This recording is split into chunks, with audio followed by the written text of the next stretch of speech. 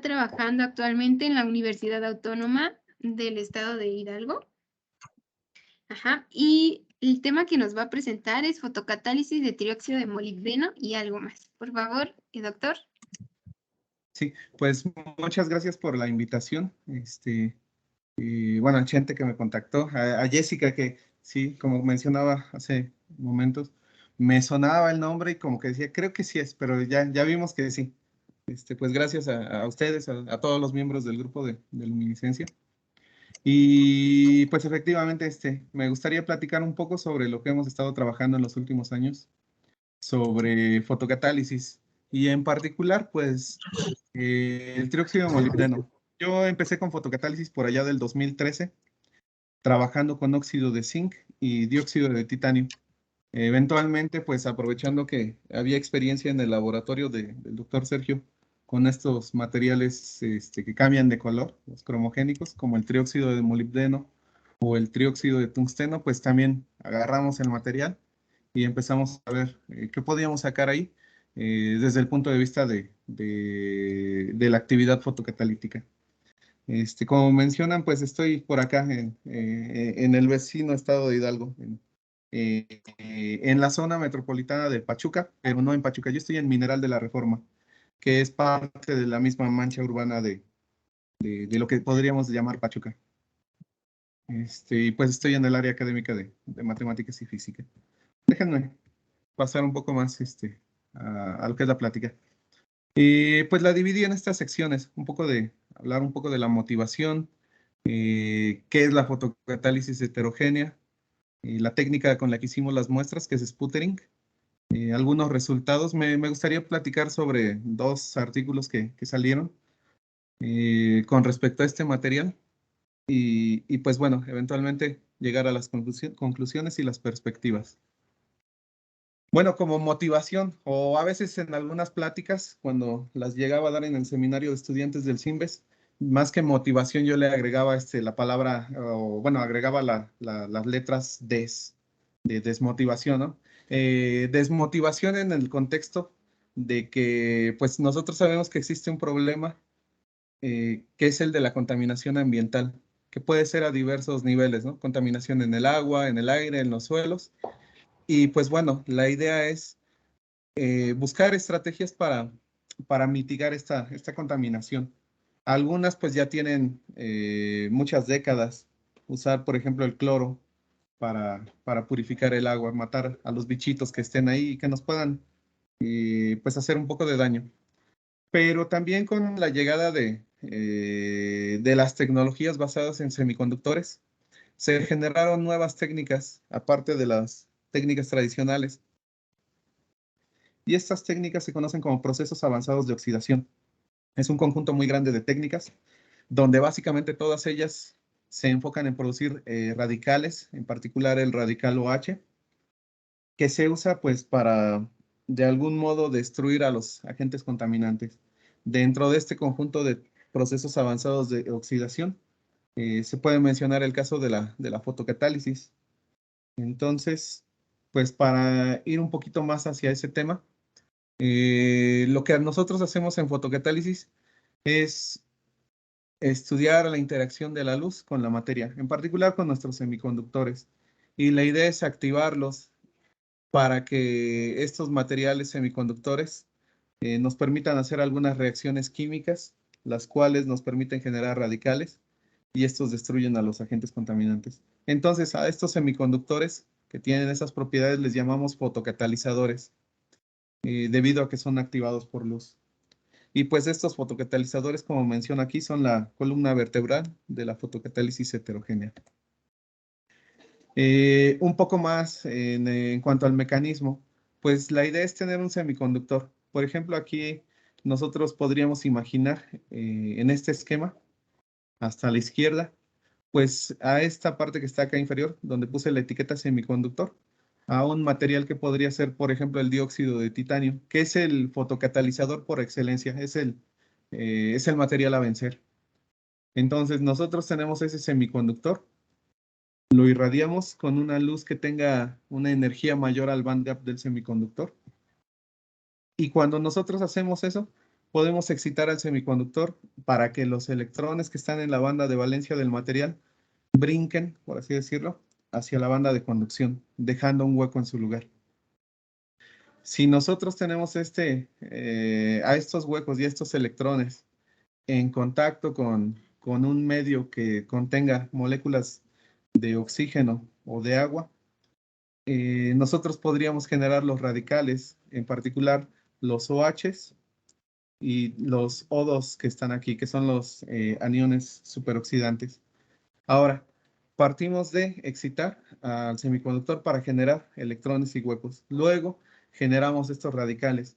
Posteriormente, si estos radicales entran en contacto con materia orgánica, por ejemplo, los agentes contaminantes que pudieran estar en el medio ambiente, pues estos radicales los van a destruir y eventualmente pueden formar moléculas de agua y CO2. La idea en general, entonces, es transformar a los agentes tóxicos en algunos otros. Idealmente, tratar de obtener agua ahí, pero bueno, se pueden formar otros radicales. Algunos de ellos más, otros menos contaminantes. Pero la idea es idealmente tener al final del proceso algunos agentes que sean menos tóxicos que aquellos que teníamos al principio. Bueno, esta pues puede ser una aplicación, ¿no? La parte ambiental, pero en realidad el mecanismo fotocatalítico es más que eso. Como les mencionaba, pues se puede usar para purificación de aire contaminado en el agua, pero también hay personas que lo usan, por ejemplo, para cosas de celdas solares, donde yo no soy experto, yo no trabajo en celdas solares, y también otras personas en cuestiones energéticas agarran la molécula de agua, la rompen y pues podrían producir hidrógeno. Entonces, tiene aplicaciones que podríamos a grandes rasgos llamar ambientales o energéticas y todos bajo el mismo mecanismo, el semiconductor iluminado, con una energía que sea mayor a su bandgap. Un video, nada más de modo ilustrativo. Imaginemos que tenemos dos ladrillitos. Uno de ellos contiene un recubrimiento de un semiconductor fotocatalítico y el otro es un ladrillo común y corriente. Sobre ellos yo pongo un contaminante que es esta flechita y esta crucecita que, que tienen el papel de fungir como un contaminante y que nosotros podríamos ver qué pasa cuando nosotros empezamos a iluminar los dos ladrillitos con luz ultravioleta. Entonces, como vemos, en el ladrillo que está a la izquierda, con el paso del tiempo, va desapareciendo la flechita o la palomita que está ahí. Entonces, de algún modo se está llevando a cabo el mecanismo fotocatalítico. Seguramente en el ambiente había un poco de oxígeno, quizá moléculas de agua. Y entonces, cuando iluminamos, se producen los pares electrón-hueco, después los radicales que eventualmente interactúan con el contaminante, que está representado en forma de la tinta con la que se pintó el ladrillo de la izquierda. Entonces, esencialmente es lo que pasaría, y es lo que nosotros deseamos. Bueno, con respecto a las películas, pues nosotros tenemos varias formas de producirlas. En particular en el laboratorio del doctor Sergio, donde estuve varios años, tenía algunos equipos de erosión catódica o de sputtering, ya sea o fuentes CRF. Y el sistema pues es más o menos como se muestra aquí en este esquema. Nosotros tenemos un sistema de control, el cual pues bueno, está conectado a una cámara de vacío. Esta cámara de vacío tiene adentro algunos sistemas donde nosotros colocamos las muestras. Usualmente trabajábamos con vidrio. Dependiendo de la aplicación, pues podíamos cambiar de sustrato. Por ejemplo, usar los sustratos de un óxido transparente conductor, por ejemplo, el lito. Pero para fotocatálisis, pues bastaba con usar vidrio. ¿Qué más teníamos ahí? Bueno, pues adentro estaba un blanco o un target del material que nosotros queríamos depositar. Podíamos partir de blancos metálicos los cuales nos producían películas como esta que se ve acá en la fotografía. Pues recubrimos el vidrio con un material en forma metálica. Pero bueno, si nosotros estamos interesados en producir óxidos de estos metales, pues lo que hacíamos era introducir oxígeno. Entonces aquí en el esquema nosotros representamos a estos dos cilindros en color azul como los contenedores de nuestros gases. En particular, pues el oxígeno que nos permite oxidar al metal, pero también metíamos argón. Este argón pues tiene la cualidad de que una vez que lo introducimos en la cámara y encendemos nuestras fuentes DC o RF, pues podíamos ionizar el gas. Entonces las partículas ionizadas se impactaban en el blanco del material que queremos depositar, por ejemplo, este molibdeno. Y este molibdeno, cuando se mezcla con el oxígeno, forma los óxidos.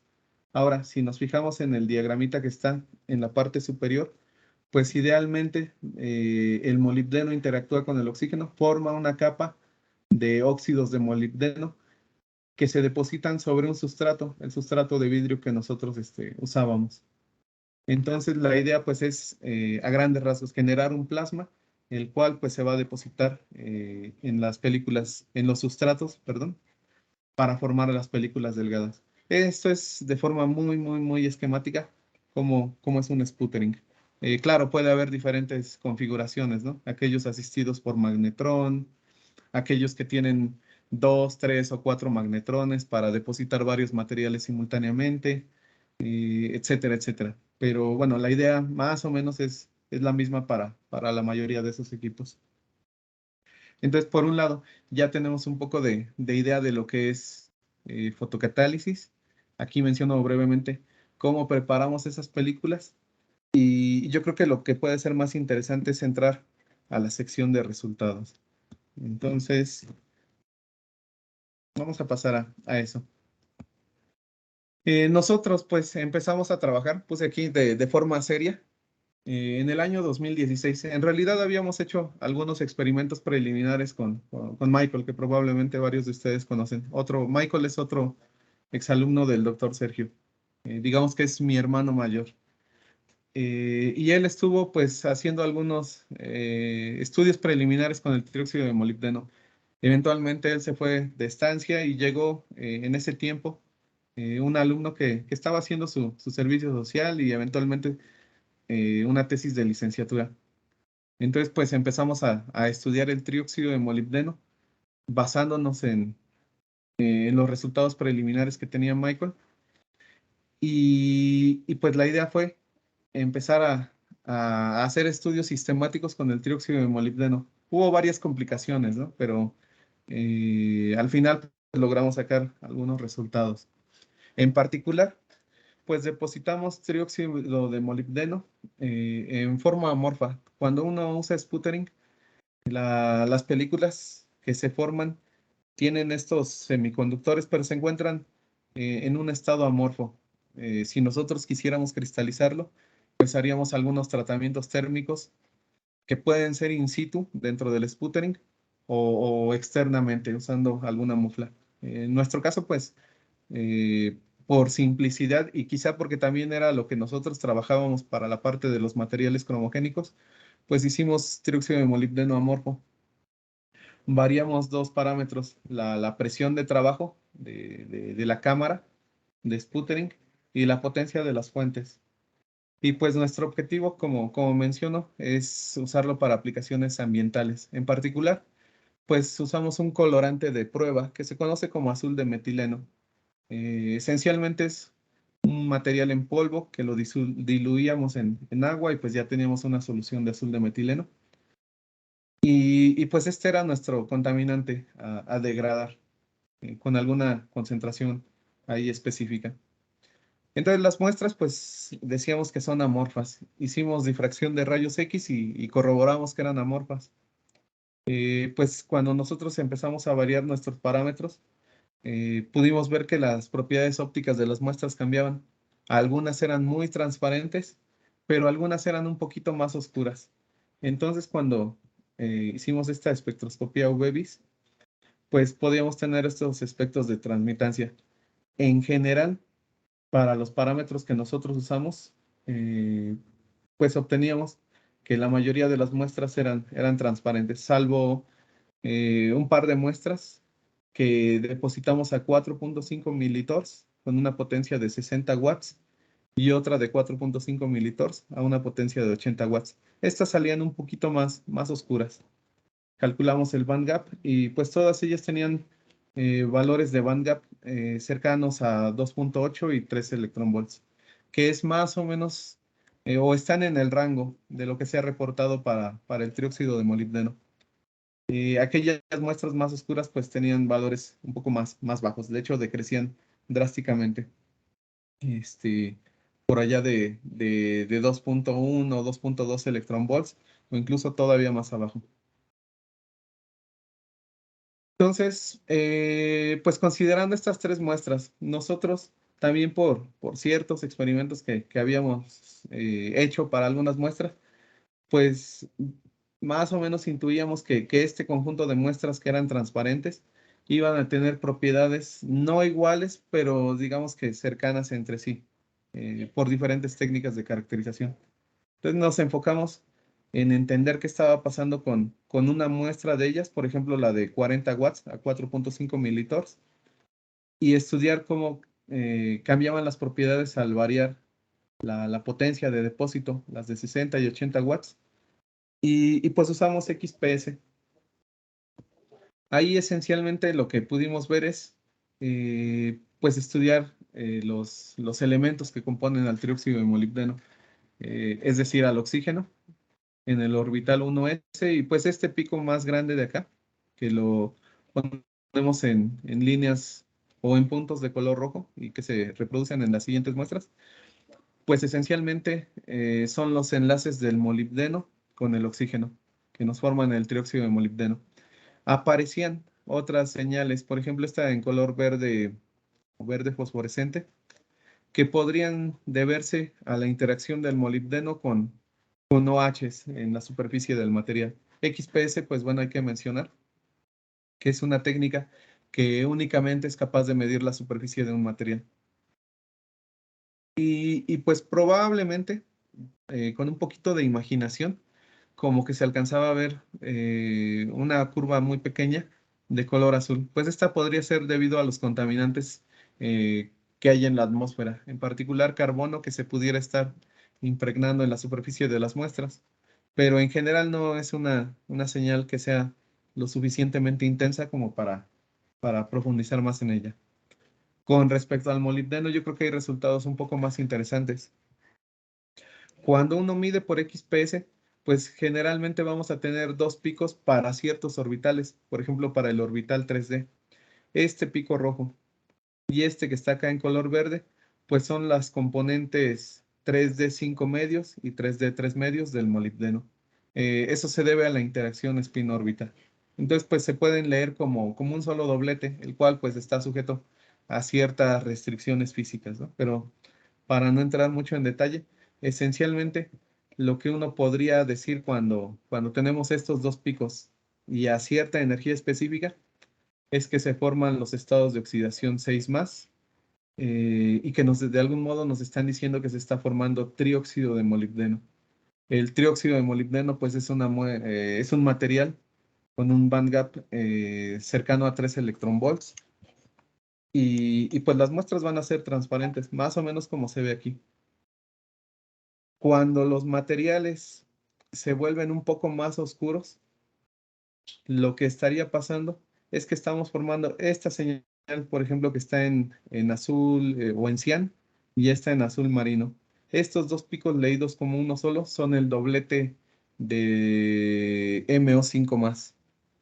Y lo que nos está diciendo es que del trióxido de molibdeno estamos formando óxidos subestequiométricos, es decir, tendríamos un MO O3, pero menos una X, ¿no? Entonces estaríamos formando óxidos subestequiométricos. Y estos materiales, pues bueno, en general van a ser materiales un poco más oscuros. Si uno viera un espectro de XPS que tiene estos estados 5 menos, sin ver la muestra, uno podría intuir que es un poco más oscura que la muestra que está acá presentada en el inciso A para el molibdeno, el MO3D. Y luego, si uno sigue estudiando cómo evolucionan las muestras, pues vemos que esta de acá presenta esta señal como de 3 picos. En realidad, esos 3 picos son 6 picos. Y se están formando otros estados de oxidación, aparte de los 6 más y los 5 más. Se forman los MO 4 más. Y esto pues nos está diciendo que podríamos tener materiales que sean más cercanos hacia el MO o 2, al dióxido de molibdeno. Entonces es como una forma cualitativa de leer y de interpretar estas señales. Estamos pasando del trióxido de molibdeno hacia el dióxido de molibdeno al variar la potencia de depósito. Es decir, las muestras pasan de ser más transparentes a ser más oscuras. ¿Y qué más puede uno decir? Bueno, si yo comparara en el mismo espectro XPS, pero en la región que está cero, cerca del cero, de lo que nosotros denominamos la energía de enlace, pues esta región se conoce como la banda de valencia del material. Entonces, para algunos materiales, cuando uno los mide, vemos que aparecen estos piquitos aquí, cerca de entre 0 y 2 electronvolts. Entonces se deben a, bueno, lo que dicen algunos autores es que hay estados localizados entre las bandas de valencia y conducción del material. Otra forma de interpretar estas señales es si a mí me dan el semiconductor, o bueno, me dieran esta señal de la banda de valencia, y yo viera que aparece este piquito, yo podría de algún modo intuir que el material va a ser más oscuro a la vista y también que se están formando algunos óxidos subestequiométricos. Digamos que es una forma que uno también puede hacer para ciertos materiales. No, no en todos. Hemos logrado encontrar esos estados localizados. En el trióxido de tungsteno los hemos visto. En el dióxido de titanio no los hemos visto. Bueno, ¿qué más hicimos? Aparte, pues también nos interesaba conocer las propiedades de la superficie, pero no solo la composición química, sino además ver si la superficie, no sé, era más, entre comillas, más plana o no. Entonces, pues hicimos microscopía de fuerza atómica. Y pues en este caso, todas las muestras fueron depositadas a 40 watts y lo que variamos fue la presión de trabajo. Existe un diagrama que le llaman el diagrama de Thornton, donde varía algunos parámetros, pero esencialmente dicen que la superficie de las muestras va a ir cambiando dependiendo de cómo está uno variando sus parámetros. Entonces, pues para esta potencia fija y variando las presiones, veíamos que la superficie cambiaba drásticamente. De ser una superficie que tiene unos piquitos como muy afilados, pasábamos a una superficie que tenía esos piquitos, pero un poquito más, como más gruesos, más gordos, por así decirlo. Y en el Inter, pues crecían un poco más esos piquitos. Entonces, pues así va evolucionando. Esto de forma cualitativa. De forma cuantitativa, pues nos pusimos a analizar parámetros de rugosidad de estas superficies. Y, por ejemplo, nosotros podríamos obtener la rugosidad promedio o la rugosidad RMS, o incluso podríamos medir, imagínense para esta muestra, ustedes podrían intentar detectar en esta región medida dónde está como el pico más alto. Y luego también en esta misma región medida dónde está el valle más profundo. Entonces esa diferencia que hay entre el pico más alto y el valle más profundo se denomina rugosidad RT. Es otro parámetro de rugosidad. Yo no he profundizado mucho en esto de las rugosidades, pero veo que hay una cantidad bastante grande de parámetros que tienen que ver con cómo poder cuantificar de mejor manera una superficie. Entonces, pues al menos estudiamos estos tres y veíamos que las muestras que fueron hechas a 8 militors, pues tenían estos parámetros de rugosidad, en general un poco más altos que para las muestras hechas a 4.5 y a 12 militors. Este dato ténganlo en mente. la rugosidad de las muestras a 8 militors es más grande que las otras muestras, ¿no? Luego, ¿qué más hicimos? Pues ya entramos en el tema que era la actividad fotocatalítica. Lo que nosotros hicimos fue preparar la solución acuosa de azul de metileno. Pues poníamos la solución en una celdita de cuarzo. Y los materiales que nosotros preparábamos, las películas delgadas de trióxido de molibdeno, las sumergíamos en estas celditas de cuarzo que contenían la solución. A continuación, pues lo poníamos en un espectrofotómetro, por ejemplo, este que está aquí modular, donde tenemos la lámpara, fibras ópticas que transportan la luz emitida por las lámparas en la región ultravioleta, visible y cercano infrarrojo, más o menos como de 250 a unos 900 nanómetros. Y pues bueno, a continuación ahí poníamos nuestra muestra, la cubetita de cuarzo que contenía a la solución y a la película delgada. Y pues recolectábamos la luz que atravesaba el sistema hacia un detector, el cual pues llevaba la información hacia una computadora. Entonces pues nosotros poníamos ese arreglo experimental, colocábamos una fuente de luz ultravioleta para iniciar el mecanismo fotocatalítico.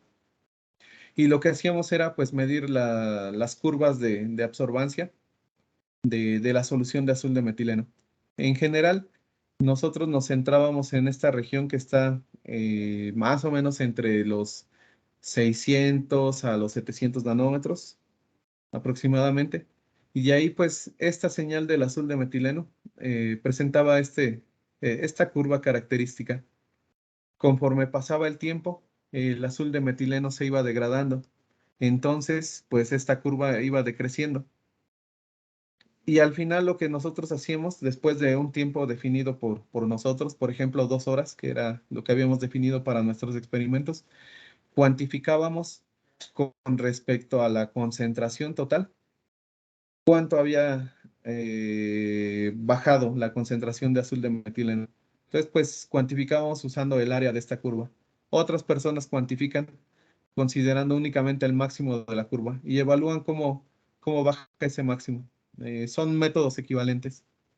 Y bueno, y visualmente, ¿qué pasaba? Pues el líquido de color azul, cuando era degradado fotocatalíticamente, se iba volviendo transparente, de forma similar a como les mostré en el ladrillito, donde había una marca de tinta que con el paso del tiempo se iba decolorando. Entonces, aquí pasaba algo similar, pero en un líquido. Luego, pues lo que nosotros hacíamos es asignarle a la curva a tiempo inicial, que es la más alta, una concentración de 100% de azul de metileno.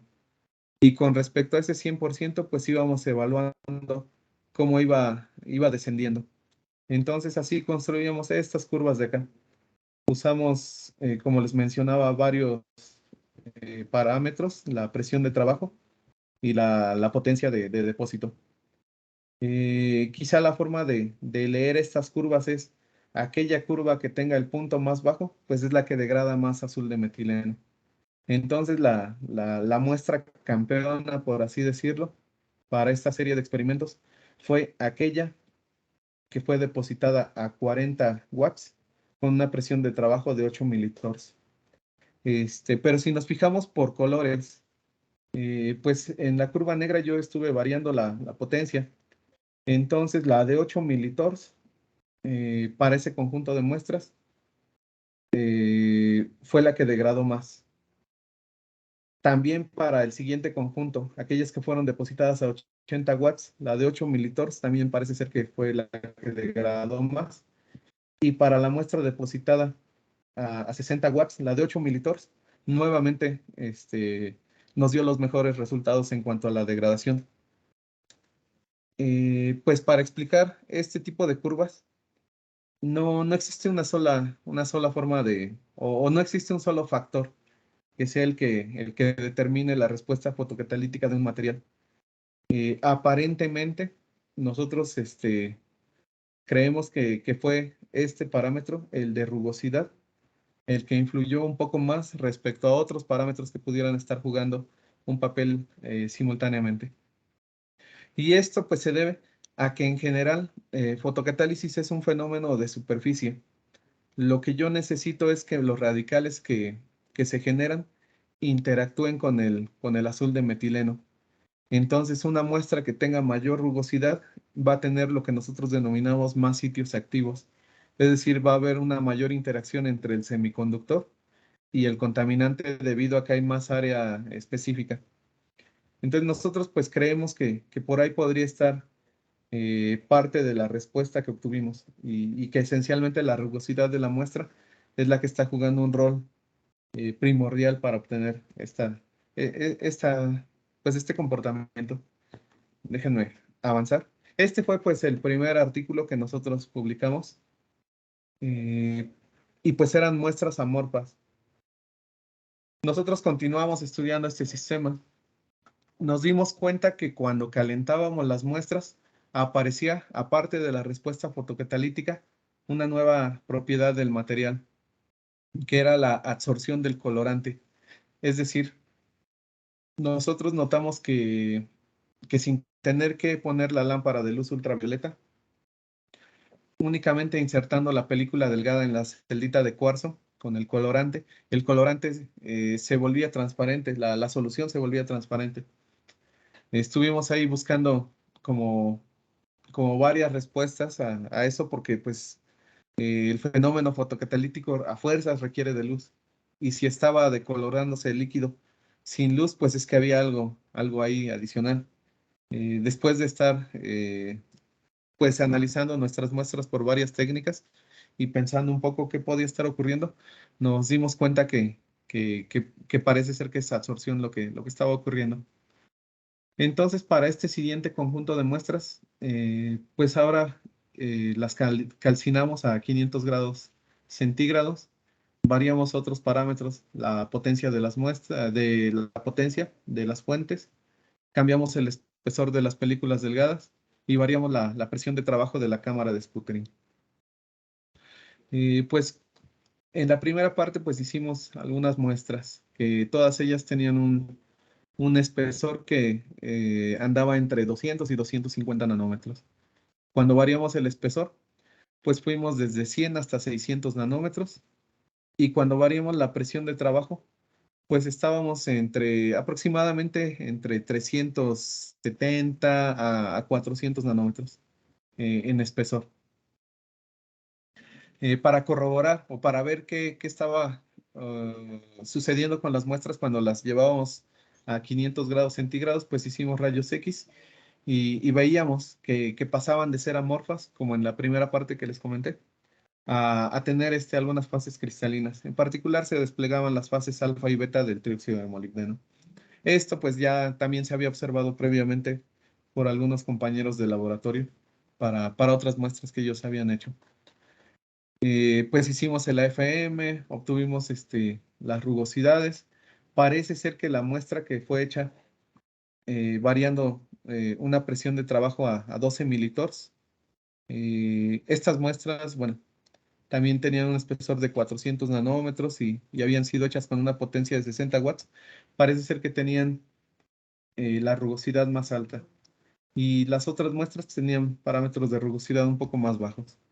Esto, pues, con lo que nosotros sabíamos de las muestras previas, nos decía que podrían ser buenas candidatas para degradar el azul de metileno. Pero bueno, pues necesitábamos hacer los experimentos y también ver qué más podíamos entender del sistema. Fíjense, aquí pasaba algo raro. Cuando nosotros sumergíamos la película delgada en la celda de azul de metileno, cuando yo usaba otros semiconductores, como el dióxido de titanio o el óxido de zinc, el material, si yo lo metía en estado transparente, regresaba la película en forma transparente. Pero aquí no, aquí como que las películas se volvían de este tono como morado. Eso pues nos llamó la atención. Y pues intentamos hacer espectroscopía UV-Vis, pero estas muestras no nos permitían hacer una medición debido a sus características. Eran muestras opacas y no pasaba el haz. Entonces fuimos con el doctor Alfredo Cruz Orea, hicimos fotoacústica y obtuvimos esta señal. La señal del azul de metileno por comparación es esta que está aquí en color verde fosforescente. Entonces como que no sabíamos si era azul de metileno o no sabíamos qué volvía de color morado estas muestras.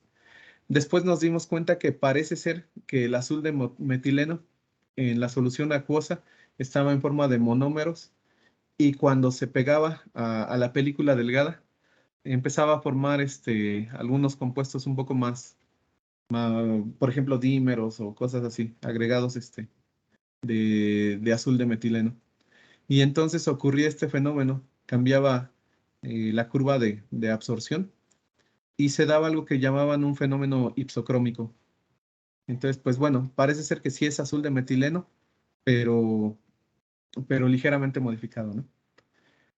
Este, y pues ya decíamos, bueno, parece ser que sí se está pegando el azul de metileno en la película, en la superficie de la película. Nosotros hicimos Raman. Y aquí en la parte de hasta arriba, pues tenemos las tres muestras que estuvimos variando, pero esencialmente los picos que se despliegan son los del trióxido de molibdeno. Cuando nosotros agarrábamos la película delgada, la sumergíamos en la solución en ausencia de luz, pues regresaban todas de color azul y al hacer Raman aparecía esta señal bastante extraña. Comparamos con el azul de metileno puro y pues parecía que efectivamente se estaba pegando el azul de metileno porque esta señal que obteníamos aquí se correspondía bastante con lo reportado para el azul de metileno. Estas líneas que están aquí, estos picos, yo puse estas líneas en color rojo como para intentar dar un seguimiento de los picos más intensos del trióxido de molibdeno. Este de aquí, por ejemplo, parece que se desplegaba aquí. Este que está acá, aquí aparentemente aparecía. Este de acá podría ser este. Y nosotros decíamos, bueno, tengo una película que tiene azul de metileno en su superficie. ¿Qué pasa si yo ahora hago el experimento fotocatalítico estándar? Es decir, agarro mi celdita, le pongo el azul de metileno, pongo mi película y pongo mi fuente de luz ultravioleta. Entonces, pues después de medir las muestras, veíamos que otra vez estos piquitos que estaban por acá y que se habían ocultado por el azul de metileno empezaban a resurgir. Este de acá, el más intenso, otra vez aparecía por acá y este que se perdía aquí volvía a surgir. Como que esto reafirmaba nuestra idea de que el azul de metileno se estaba pegando en la superficie por medio de un mecanismo de absorción. Claro, aquí todavía hay cosas por entender todavía más. ¿Qué está pasando con el azul de metileno? Esta señal que aparece acá, hasta abajo, no es precisamente la misma del trióxido de molibdeno puro, pero tampoco es la del azul de metileno. Eh, pues nos falta ahí profundizar con mayor detalle para entender qué está ocurriendo. Este, también esto de la absorción, no sabemos si puede haber absorción.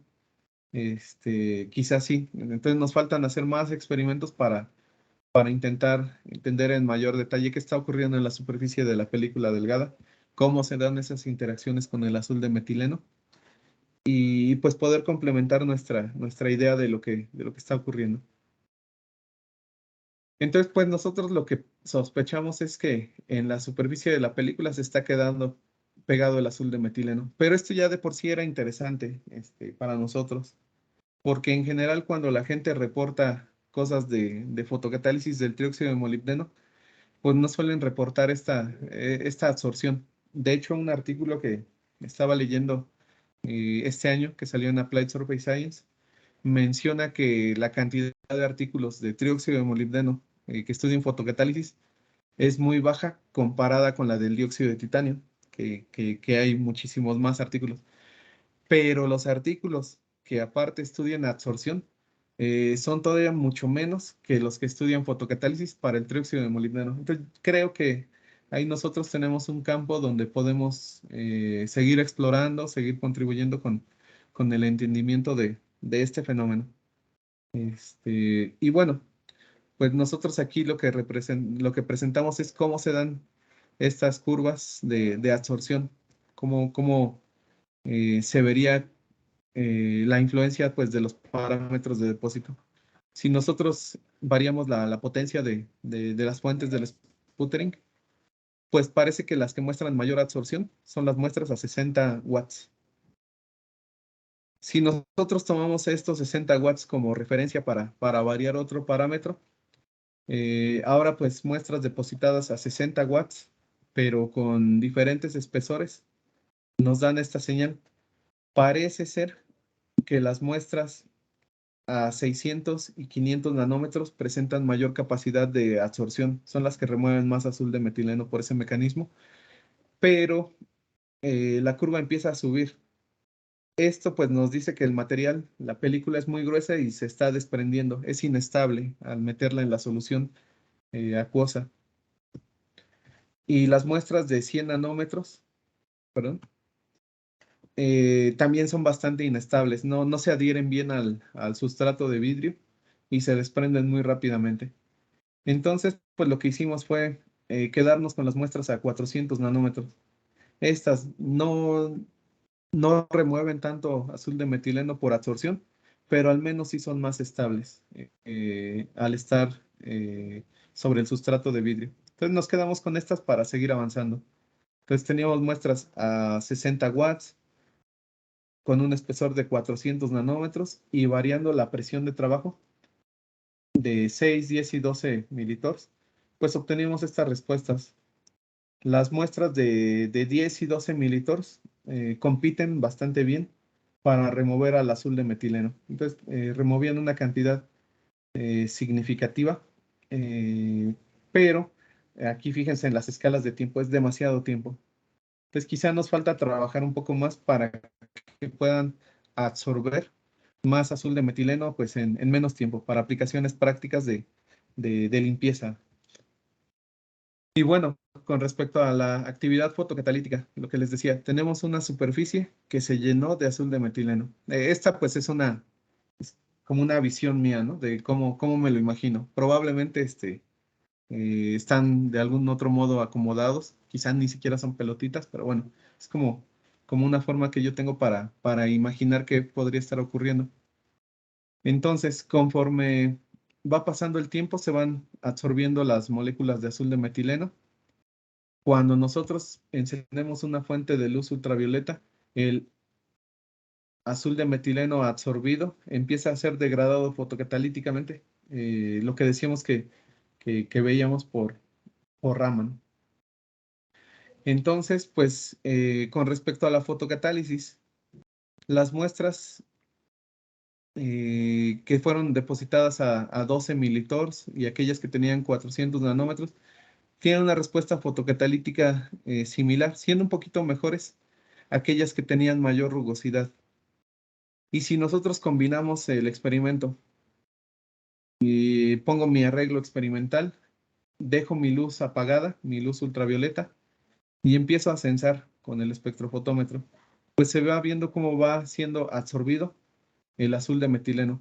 Y en cuanto yo enciendo mi luz o mi lámpara de luz ultravioleta, cambia el comportamiento. Para la misma muestra, se ve como esta remoción de azul de metileno, que tiene un efecto combinado de la degradación fotocatalítica y de la absorción, pues me permite extraer más azul de metileno de la celdita, por así decirlo. O quizá no extraer, una parte se queda dentro de la celda, pero pegada sobre el semiconductor. Entonces, pues aquí esencialmente termina la plática. Paso a las conclusiones. Y pues en general, nosotros hemos depositado películas de trióxido de molibdeno por sputtering. Las películas amorfas presentan una degradación óptima de azul de metileno bajo luz ultravioleta para 8 militors, independientemente de la potencia de depósito. Y quizá esto se debe a la rugosidad de las muestras. Cuando nosotros hacemos tratamientos térmicos a 500 grados, por un lado inducimos cristalinidad del semiconductor, pero aparece la absorción que ejerce sobre el azul de metileno. Cuando nosotros estudiamos los parámetros, pues encontramos que una potencia de 60 watts, un espesor de 400 nanómetros, aquí me faltó, y una presión de trabajo de 12 militors, nos producen películas de trióxido de molibdeno que remueven bastante bien el azul de metileno. Por otro lado, pues yo creo que una conclusión importante es mencionar que no existe un único parámetro a estudiar para intentar mejorar la respuesta fotocatalítica del material. De hecho, pues son varios los factores que están influyendo simultáneamente y pues hay que tenerlos a todos ellos en cuenta. Como perspectivas, pues nos gustaría extender estos resultados para otros fotocatalizadores, quizás hacer mezclas de fotocatalizadores, trióxido de molibdeno con óxido de zinc, que ya estuve trabajando durante la maestría y el doctorado, o incursionar en otros materiales con los que también sabemos prepararlos, pero no hemos hecho fotocatálisis, como el trióxido de tungsteno. Este mismo material, el trióxido de molibdeno, aparte lo estamos usando para otras aplicaciones, como la de los sensores de gas. Ahí pues trabajamos con el doctor Enrique Campos y el doctor Enrique Camps, que están en el ININ, con algunos colaboradores que están acá en la UAEH, en Tepeji del Río, con Michael, que está en el TEC de Monterrey, y bueno, los colaboradores que tenemos en Sinvestab. ¿Qué estamos haciendo en este momento? Pues bueno, ya estando acá en Pachuca, pues estoy dando clases en una licenciatura en física y pues hay algunos alumnos que están incursionando también en el campo de los semiconductores. Pues son Juan Francisco, Jorge y Jesús. En particular, Juan Francisco está trabajando con óxido de zinc. Hicimos un sistema casero de spin coating y pues estamos estudiando las propiedades fotocatalíticas de este material. Con Jorge, pues aprovechamos las vacaciones, nos fuimos unos días al Sinvestab y preparamos trióxido de tungsteno. Y pues estamos estudiando sus propiedades fotocatalíticas. Con Jesús, pues él viene todavía en etapas tempranas de la carrera, pero pues ya está poco a poco aprendiendo un poco para que eventualmente pueda tomar una línea él por su cuenta. Y pues con eso, pues les quiero agradecer a ustedes su atención y aquí están algunos datos de contacto. Pues gracias y abro el micrófono para ustedes por si tienen preguntas. Muchas gracias, doctor Mario. Entonces, gracias por la presentación, muy buena presentación. Vamos a pasar con la sesión de preguntas. En esta ocasión nos va a ayudar el doctor Raúl a llevar la sesión de preguntas. Entonces, empezamos. Sí, gracias. Buenas tardes a todos. Buenas. Bueno, no sé si alguien tiene alguna pregunta. Zacarías. Vamos a empezar con Zacarías, por favor. Si puedes preguntar. Claro, bueno, antes que nada, muchas gracias. Estaba muy interesante la plática. Gracias. Dentro del conjunto de cosas que me quedan de duda, pero que se me hacen así más, bueno, más que me inquietan más, es la cuestión esta del cómo queda comparado tus resultados contra el óxido de titanio. Pues decías que era el rival a vencer, o es el rival a vencer. Sí, en general estos materiales, bueno, si uno se fija por acá, pues yo ponía estas curvas donde me voy a 1200 minutos. Si me viera alguien que trabaja en serio con fotocatálisis, pues se reiría de mí, ¿no? Diría, oye Mario, 1200, pues no tengo toda la vida para esperar a que limpies un líquido. ¿Por qué? Porque muchos de los que hacen dióxido de titanio, en particular también hay que diferenciar si es película delgada o si es en polvo. Los que trabajan con materiales en polvo degradan muy rápido y en cuestión de minutos, o sea, en 20 minutos ya te limpiaron un líquido. Acá, pues nosotros, pues íbamos, ¿qué será? 500 minutos si ustedes quieren y tener una degradación de cercana al 80%. Entonces, sí, el dióxido de titanio para algunos materiales degrada mucho más rápido. Hasta donde yo recuerdo, las muestras que nosotros hicimos en, en el doctorado, con sputtering también para dióxido de titanio, degradaban como al 50% en 2 horas, como 120 minutos. Y algunas que hicimos por sol gel degradaban más, degradaban como al 80%, creo. Y también como en 2 horas. Entonces, pues sí, esas curvas vendrían por acá, pero como por donde está el cursor más o menos. O bien. Pues, estas son, hay que ser honestos, yo creo que son malas todavía, pero bueno, eran nuestros pininos, ¿no? Y otra de las cuestiones es si ves que el tema es la rugosidad, ¿por qué eligen sustratos que son así como que lisos? ¿Por qué no superficies rugosas? Cambiar de superficie. Ajá, eso la verdad es que nunca se me había ocurrido. Yo creo que es bastante buena observación. Nosotros pues siempre crecimos sobre sustratos de vidrio, que eran los que teníamos a la mano. Aunque por otro lado, yo no sé, la verdad no, quizá ustedes que tienen más experiencia con la parte de crecimiento de películas, yo no sé qué tanto influya para un espesor muy grande de unos, estos son, ¿qué? Como unos 300, 400 nanómetros. Partir de un sustrato muy liso y alcanzar un espesor de 400 nanómetros. Si me influye así demasiado en que las muestras siguen siendo muy lisas o si uso un sustrato más rugoso, que a 400 nanómetros se observa esa rugosidad, ¿no? Ahí, la verdad habría que hacer algunos experimentos y creo que es bastante buena observación. Bueno, en lo que alguna de las cosas que yo vi hace mucho tiempo era, por ejemplo, la estabilidad de los contactos eléctricos en superficie, en semiconductores en dispositivos de silicio de alta potencia. Si Sí, la superficie era lisa, el metalizado se terminaba desprendiendo después de algunos ciclos de trabajo.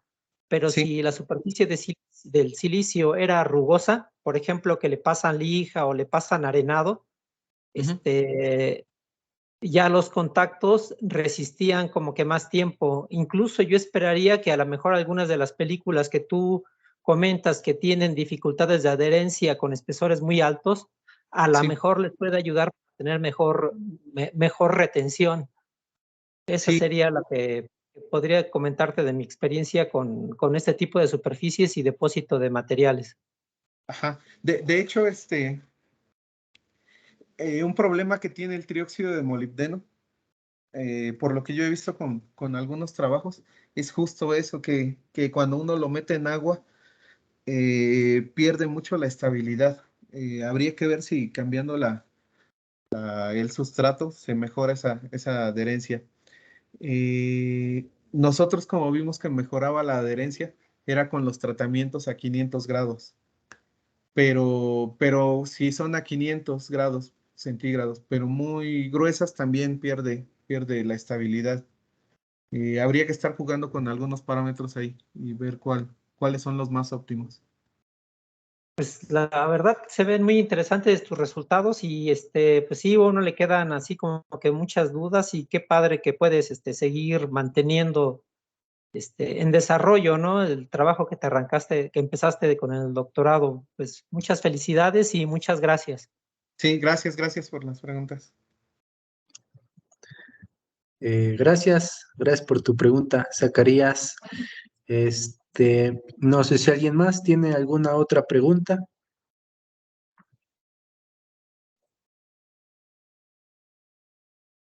Ahí que levante la mano a través de la aplicación. Margarita, Sí, hola. por favor, si nos puedes compartir tu pregunta. Sí, gracias. Mi pregunta es si tienen pensado trabajar con otros materiales. Sí, pues justo lo que comentaba ahorita de que, bueno, yo estoy retomando el óxido de zinc, como que lo había abandonado un poquito, ¿no? Entonces digo, bueno, pues si ya sabemos cocinarlo más o menos, pues otra vez retomarlo e intentar mezclarlo con el trióxido de molibdeno. El trióxido de tungsteno, pues también tenemos acceso ahí con el doctor Sergio para prepararlo y yo creo que sería interesante ver En primer lugar, si tiene estas propiedades de absorción, o no. ¿Por qué lo digo? Porque el trióxido de molibdeno es como un hermanito del trióxido de tungsteno. Muchas cosas llegan a tener cierta similitud entre esos dos compuestos. Pues quizás sería interesante ver si se comporta de algún modo similar al trióxido de molibdeno y combinarlos. Con otros materiales, no, pues más bien tú, Margarita, hay que chambear, ¿no? Hay que Sí, sí, hacer sí, una ahí hacemos colaboración colaboración. con los materiales magnéticos. No, bueno, también hay las personas que hacen materiales magnéticos, a veces ponen a estos semiconductores en sistemas, entiendo, yo no los he trabajado, pero entiendo qué tipo de núcleo coraza, ¿no? Donde el núcleo es magnético, la coraza es fotocatalítica. Y pues hacen remoción agregando esa componente magnética. Entonces, más bien hay que trabajar, Margarita. Sí, ahí podemos hacer una colaboración. Sí. ¿Y cuál sería también otra ventaja de usar pues el material que utilizaste en contra del dióxido de titanio? Bueno, por ejemplo, el dióxido de titanio, para ser activado, requiere luz ultravioleta, porque tiene un bandgap que es para, por ejemplo, la fase anatasa del dióxido de titanio tiene 3.12 electronvolts. Los que nosotros obteníamos tenían bandgaps más grandes, 3.4, es decir, necesitas luz ultravioleta para activarlo. Desde el punto de vista como de querer llevarlo a una aplicación,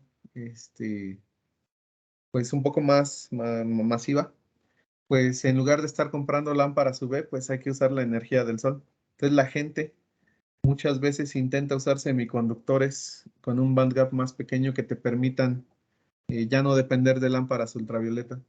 Este material, de hecho, cuando nosotros lo estábamos publicando, el último, el tratado térmicamente, uno de los referees nos preguntó, déjame, sí siguen viendo mi pantalla, ¿verdad? ¿O no? Sí. Bueno, aquí puse una gráfica donde está la absorción y fotocatálisis de este material, pero nosotros en lugar de usar luz ultravioleta, usamos luz visible y también respondía. Claro, esto lo hicimos nada más porque el referee lo pidió y dijimos, pues parece que funciona con luz visible. Pues hay que estudiar eso, pero ahí los problemas que a veces ocurren es que uno se va moviendo para un lado, para otro. Bueno, yo me vine para acá a Pachuca y vimos que funcionaba con luz UV, pero ya no pudimos retomarlo. Entonces yo creo que otra línea que nos queda pendiente es hacer los mismos semiconductores, pero ahora empezar a estudiar con diferentes longitudes de onda de las luces. Y pues esa podría ser una ventaja, que ya no requieras luz ultravioleta. Ok. Bueno, muchas gracias y me gustó mucho tu plática.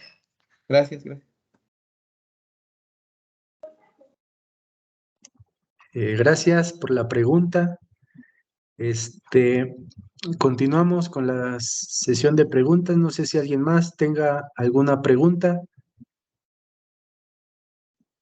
alguna observación, alguna sugerencia. El doctor Ciro Falconi, por favor, si nos puede hacer favor. A ver, ¿me escuchan, perdón? Sí, lo Ok. escuchamos. Oye, Mario, pues muchas felicidades. Se Gracias. ve que te estás manteniendo activo y buscando, ahora sí que mantenerte en el aspecto de la generación de nuevos recursos humanos ahí en Hidalgo, ¿no? Sí, Oye, sí, dentro de lo que tú gracias. estás presentando hay una serie de cosas bien interesantes. Obviamente, el aspecto catalítico es importante y lo que tú estabas mencionando de la posibilidad de utilizar, además de la luz ultravioleta, de utilizar luz visible, tiene características importantes porque una vez que hablas de activar fotocatalíticamente un material con luz visible, pues hasta podrías usar la misma luz solar para activarlos, ¿no? Sí. A ese respecto, ¿ustedes tomaron alguna consideración o pensaron o han pensado en alguna forma en incorporar algún dopante o a hacer algún tipo de modificación a los óxidos que están metiendo para hacerlos más sensibles en el visible? Sí, bueno, nosotros cuando hicimos la tesis de maestría, que era dióxido de titanio con óxido de zinc, le agregamos plata. Entonces, Ajá, pues estábamos viendo qué efectos producía. Algunos pues mencionan cómo intentar reducir el band gap. En nuestro caso pues pasó lo opuesto, ¿no? Bueno, yo creo que soy malo haciendo mis muestras. Con plata pues se disparó hacia arriba, que yo quería lo opuesto. Entonces lo que algunos dicen es, por ejemplo, agregar otras cosas. Nitrógeno. Hay gente que le agrega nitrógeno. Entiendo que el doctor Camps, por ejemplo, allá en el ININ, hace algunas muestras de ajá. dióxido de titanio con algún proceso le agregan nitrógeno y eso también se entiende que puede bajar el band gap. Pero bueno, otra forma quizá podría ser lo de ¿cómo le llaman? La ingeniería del band gap.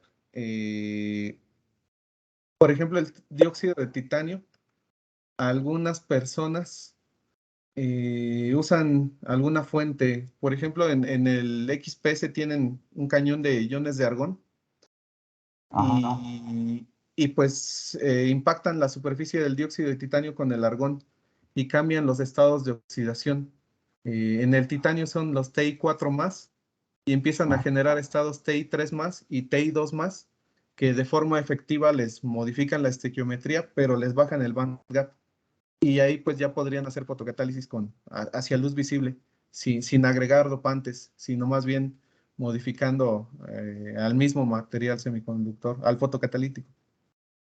Perfecto. ¿Tu blanco en el sputtering es óxido de magnesio o es una reacción? No me recuerdo bien. ¿Es un método reactivo o es Es reactivo.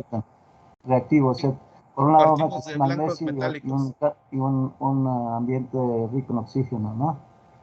Sí, sí, de hecho Ok. nosotros podemos modificar un poco las propiedades del material. Como Claro. mencionaba aquí, estas que son más oscuras tienen band gaps más pequeños, variando algunos parámetros, la potencia Ah, y también la presión de trabajo nos llega a modificar esas propiedades. Yo en su momento cuando hacía las muestras, obtenía algunas que eran transparentes y obtenía ajá. algunas que eran oscuras, negras, y yo he visto, pero no, nunca me he puesto a estudiar en detalle eso, que hay gente que habla como de dióxido de titanio negro. Ajá, sí, sí. Ajá. Entonces, en aquel tiempo, pues yo decía, salieron negras, pues no me sirven porque eran malas para fotocatálisis. Pero Ya. ya después cuando me encontré con estos trabajos de dióxido de titanio negro, dije, ay, ¿qué tal si estoy obteniendo eso? Y pues no sé, no lo estudié con mayor detalle, ¿no?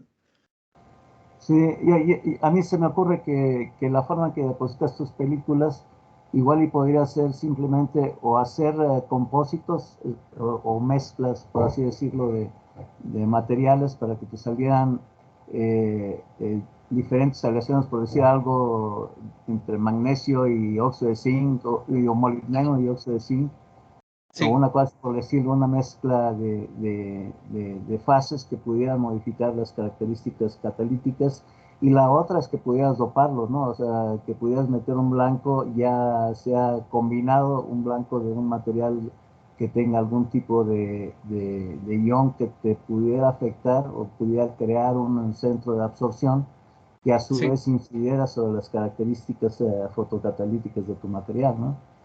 Me sí, da la sí impresión de también. que por ahí pudiera haber una posibilidad de sensibilizar en el área visible Ujú. tus, uh, tus películas, ¿no? Sí, sí, también se podría intentar hacer algo así. Las variantes que hicimos durante el doctorado era a partir del blanco metálico pero puro, por ejemplo, titanio puro o algo Ok, así. sí, Pero sí. también con el doctor Sergio compramos unos que el blanco ya era una aleación de titanio Vale. y zinc. Ajá. Nada más que ahí lo que me decía el doctor dice, bueno, uno puro cuesta tanto y uno que es de aleación se dispara el precio, ¿no? Porque los mandábamos a hacer como a la medida, por así decirlo. Sí, sí, sí, sí, de acuerdo. pues ya ahí nos restringe un poco la parte pues de tener dinero, ¿no? Para comprar como Claro. más blancos. Ajá. Bueno, una de las posibilidades es no necesariamente hacer una aleación, sino meter, por ejemplo, mucha gente lo que hace para hacer combinaciones de metales es mete tiras de diferentes metales en un blanco, ¿no? O sea, Sí, y eso ayuda a hacer aleaciones sin tener que partir de una aleación misma, ¿sí me entiendes? sí, sí, entiendo. Sí, Eso sí. a lo mejor te baja el costo del blanco, por así decirlo, y no necesariamente hacer así que comprar un blanco para cada tipo de combinación aleatoria que estuvieras buscando, sino improvisar, ¿no? A lo mejor meter tiras por decir algo, como tú estás hablando de plata en el óxido de zinc, meter Ujú. tiras de plata en el blanco de zinc, y Sí, eso te podría dar una combinación, por así que incorporar la plata dependiendo de cuántas tiras y el espesor relativo de las tiras con respecto al zinc, sí, en la forma que te daría, digamos, un compósito o un óxido de zinc mezclado o dopado con plata, ¿no? En fin, yo sí. creo que hay cosas interesantes igual y tratando de mantener la economía en una forma alcanzable, se Ujú. podría Sí, hacer claro. algo más de cosas interesantes que pudieran incidir en crear materiales que fueran de bajo costo, por así decirlo, y que Ujú. compitieran con los otros mediante ahora sí que la modificación de la sensibilidad fotocatalítica no nada más en el UV, sino también en el visible, ¿no? Claro, En fin, sí. yo creo que estás haciendo un trabajo muy importante y pues muchas felicidades y gracias por presentarnos tu trabajo aquí en nuestro seminario de grupo. Sí. No, gracias a ustedes por la invitación. Sale, chao. Muchas gracias por la presentación. Perdón, ¿alguien más tiene alguna duda? ¿No? Bueno, entonces damos por terminada esta sesión. Muchas gracias por asistir. Muchas gracias, Mario. Entonces, quedamos pendientes para la siguiente sesión, igual a las 4. Muchas gracias. Sí, gracias a ustedes. Bueno, hasta luego, que estén muy bien.